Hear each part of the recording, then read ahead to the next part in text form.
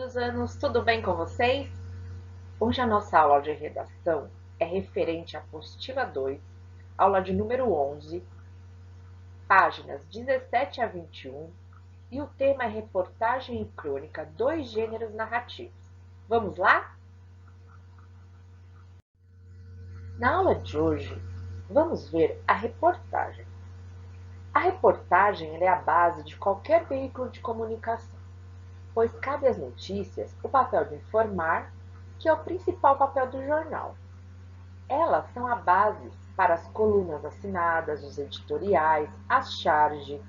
Desse modo, em qualquer redação, a figura da reportagem sempre tem um valor capital.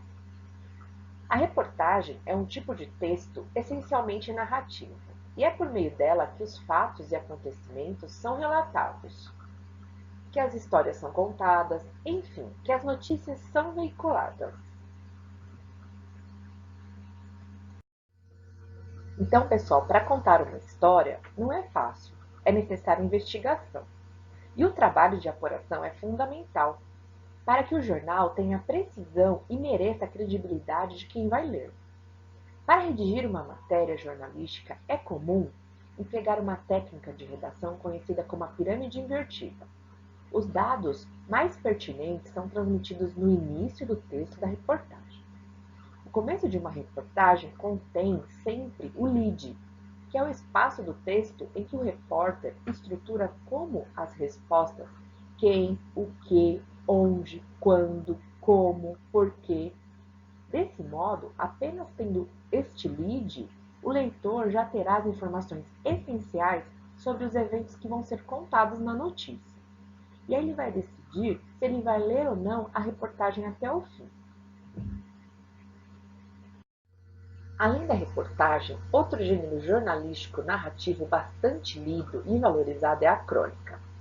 A crônica, em geral, usa uma linguagem coloquial e parte da observação de acontecimentos do dia a dia, do cotidiano, que normalmente passariam despercebidos. Isso confere à crônica um caráter crítico e humanizador, de modo descompromissado e muitas vezes até bem-humorado. O cronista desperta a sensibilidade do leitor para a realidade que o cerca. Aqui ao lado nós temos os contrastes entre reportagem e crônica. Eu vou ler para você. Reportagem, relato impessoal e objetivo. A crônica é um relato com emoção e reflexão do narrador. A reportagem tem exatidão, enquanto a crônica é impressão pessoal exagerada. Reportagem, focos nos dados reais. A crônica, desvio para traços possivelmente ficcionais. Reportagem, emoções não demonstradas. A crônica, arrebatamento, emoção explícita. A reportagem, sentido literal. A crônica, sentido figurado. Reportagem, seriedade. A crônica, recurso do humor. Reportagem, predomínio da terceira pessoa. A crônica, livre emprego da primeira pessoa. Reportagem, ausência de traços que se refiram ao leitor. Crônica, diálogo com o leitor. Questão número 1. Por meio de uma sequência de perguntas e respostas, a reportagem a seguir organizou as informações que tinham sido apuradas até o momento da veiculação a respeito de um dos mais danosos desastres ecológicos já ocorridos no mundo.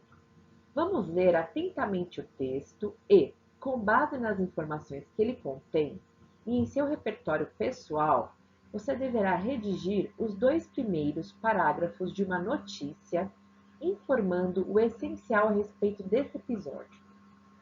Para executar essa tarefa, utilize a pirâmide invertida.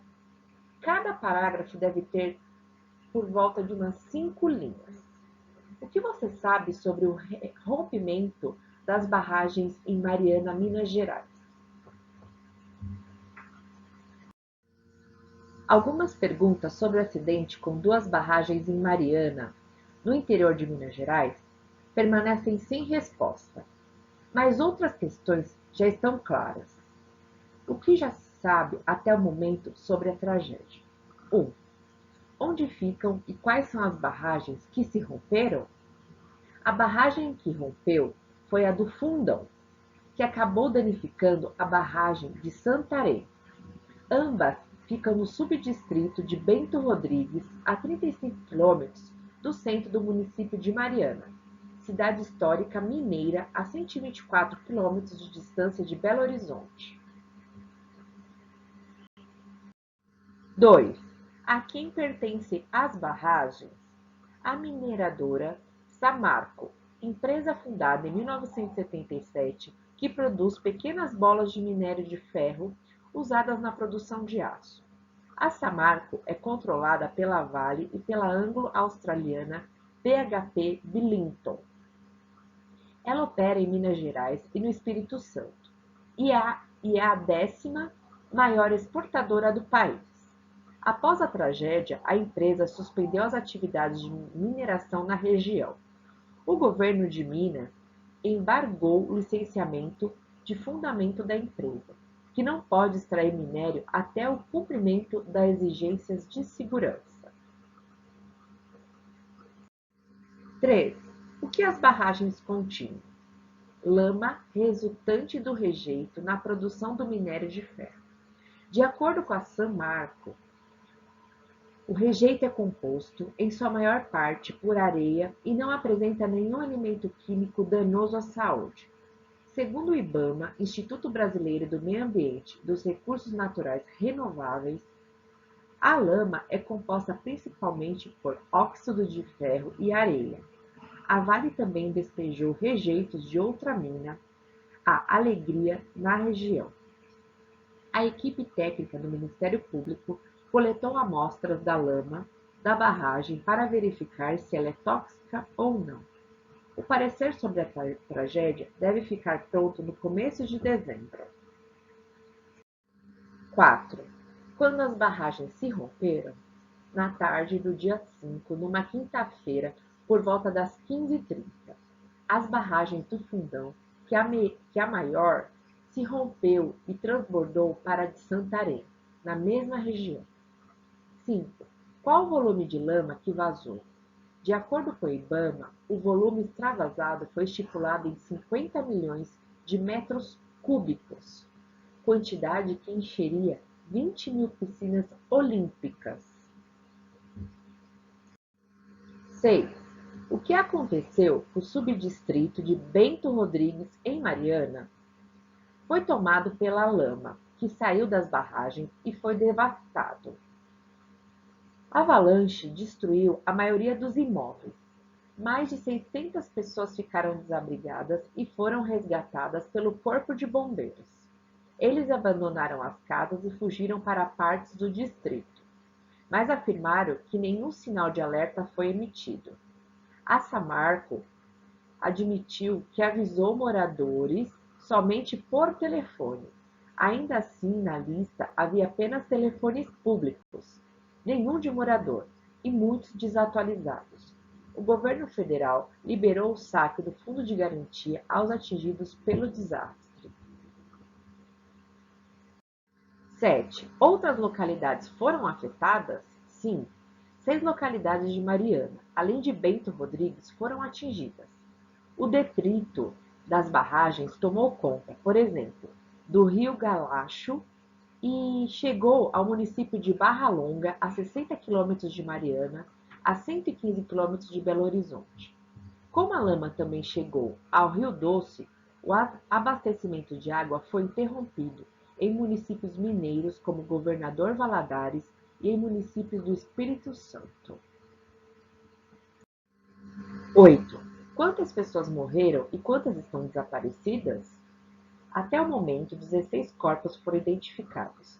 As vítimas confirmadas são Emanuele Vitória Fernandes e Tiago Damasceno Santos, as crianças moradoras do subdistrito de Bento Rodrigues e os trabalhadores Cláudio Fiuza, Celeno Narquevicius de Lima, Mateus Márcio Fernandes, Valdemir Aparecido Leandro, Marcos Roberto Xavier, Marcos Aurélio Moura, Samuel Vieira Albino, Edinaldo Oliveira de Assis, Daniel Altamiro de Carvalho, Claudemir Elias dos Santos, Pedro Paulino Lopes, Maria Elisa Lucas, Maria das Graças Celestino Silva, Antônio Prisco de Souza e 3 corpos ainda não identificados, e são 3 os desaparecidos. Bombeiros estão fazendo varreduras nas áreas atingidas com apoio de cães farejadores.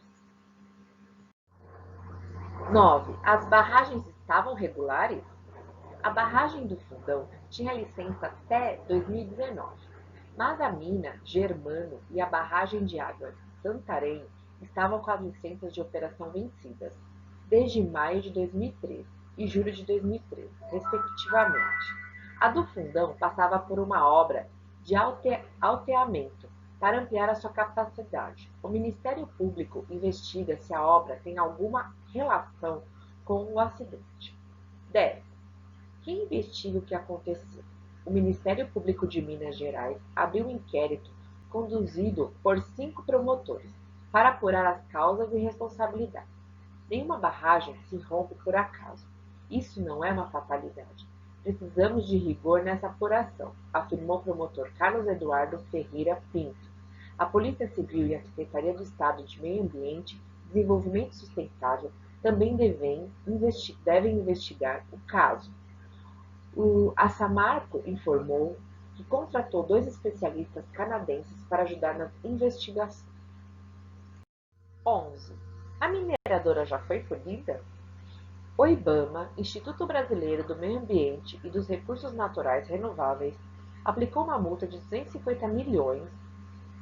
São 5 autos de infração no valor de 50 milhões cada.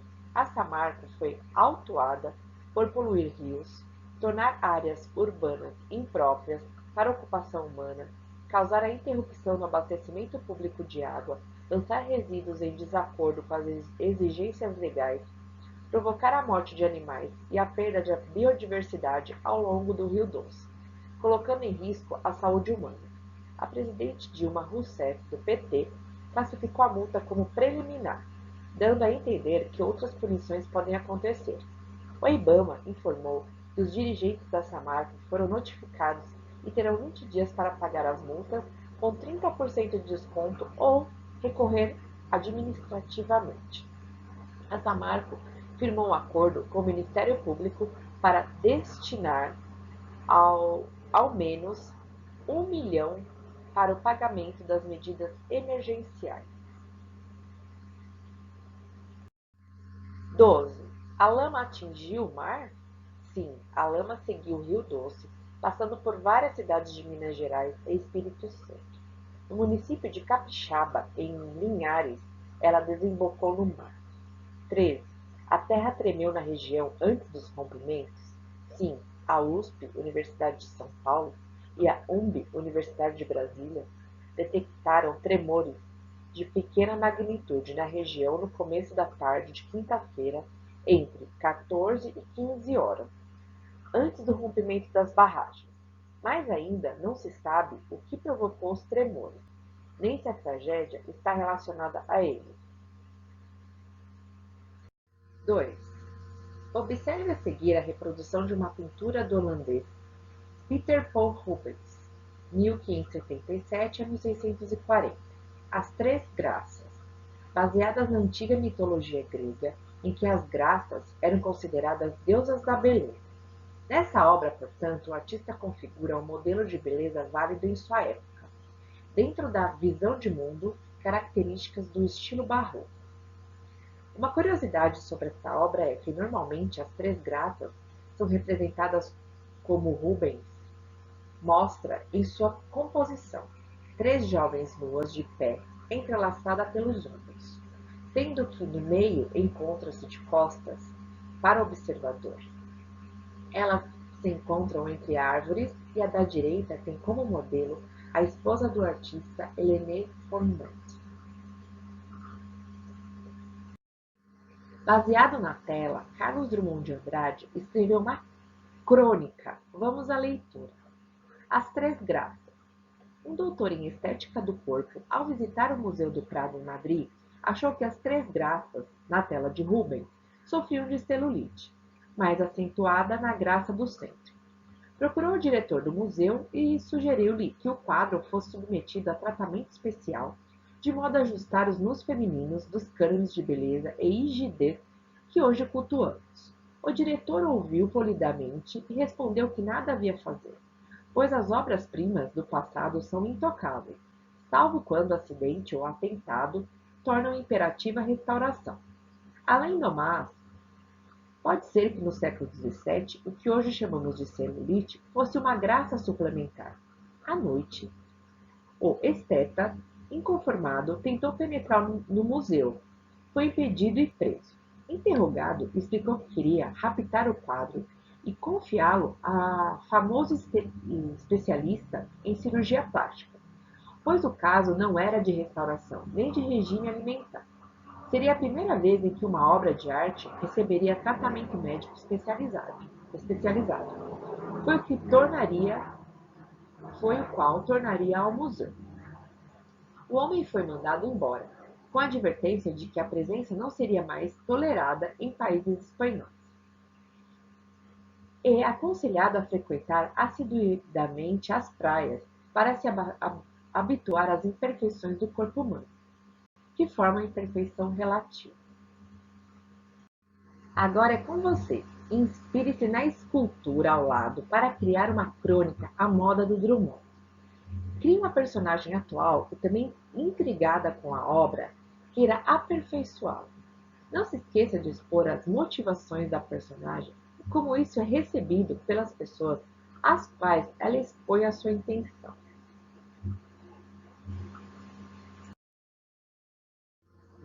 Muito obrigada, eu espero que essa aula tenha sido proveitosa, que vocês tenham gostado. Façam os exercícios do capítulo 5, ATM, exercício de 1 a 3, e ATC, exercício 6. Um abraço carinhoso. Até!